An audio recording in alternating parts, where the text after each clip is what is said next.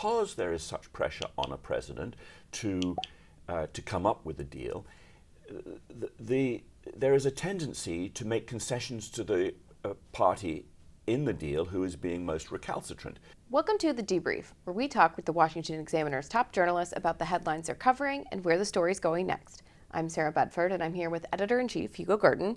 And Hugo, you wrote in a column this week about the fact that Donald Trump is simultaneously pursuing deals with China, Russia, and Iran right now, and the risks that President Trump might accept bad deals. Yes, it's rather extraordinary that he should be seeking, as he has suggested, one kind of a deal or another with these three pariah states. He has said he wants to deal with China on tariffs, where there are now threats of tariffs up to 140-something%.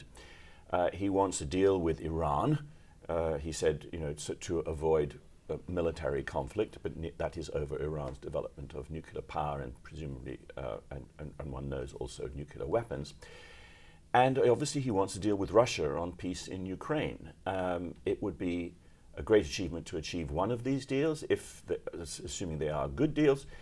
It would be a miracle if they all came off. But yes, there is a real danger because presidents in democracies want political wins. They want to be able to say that they have achieved something and to tout and trumpet the win.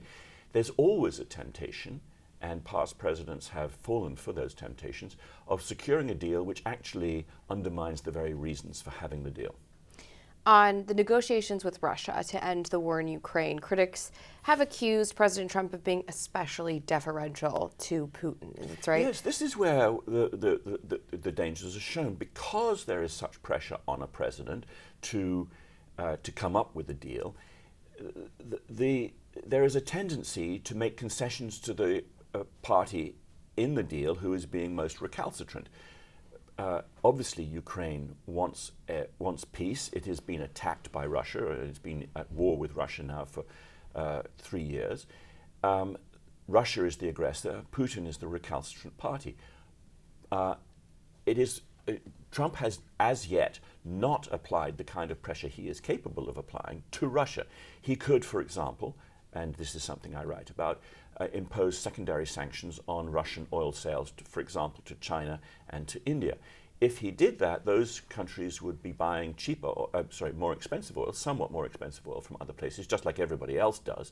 It would do great damage and put great pressure on the Russian economy. It would apply the kind of pressure that perhaps is needed to make Putin talk seriously about peace.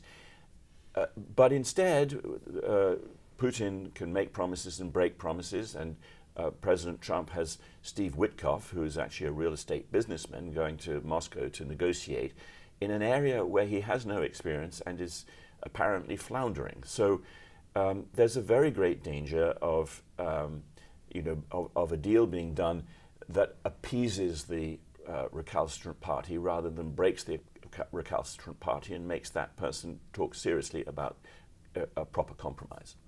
You write in your column about some historic parallels for U.S. presidents who accepted deals with subpar terms just for the sake of having a deal for a domestic win. Well, that was very obvious with President Obama and the deal he made to try and control and direct Iran's nuclear program. He sold the deal to the domestic audience and internationally as one where there would be snapback sanctions if Iran broke its word.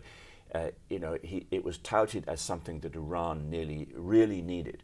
But actually, when after the deal was struck, and indeed in the process of coming to the deal, Iran resisted in various ways, and it was Obama who made the concessions, in addition, of course, to sending hundreds of billions of dollars in cash to Iran, which financed international terrorism.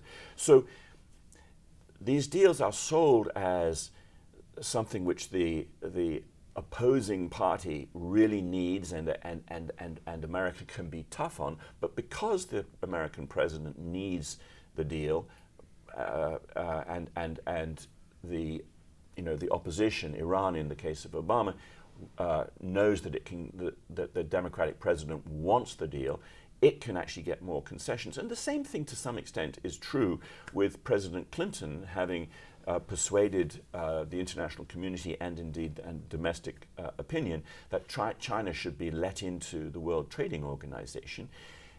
He said I think it was in a speech to Congress, but certainly in a speech advocating China's accession to the World Trade Organization, that we would have a good chance, and certainly a better chance, of nudging and moving China towards democratic and international norms by allowing it into the organization.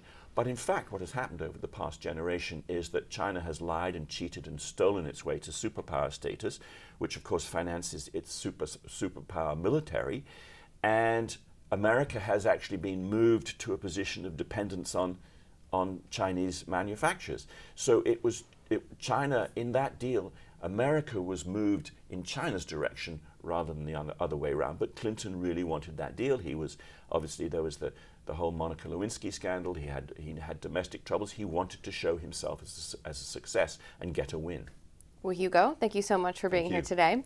You can get more from Hugo and the rest of the commentary team at washingtonexaminer.com.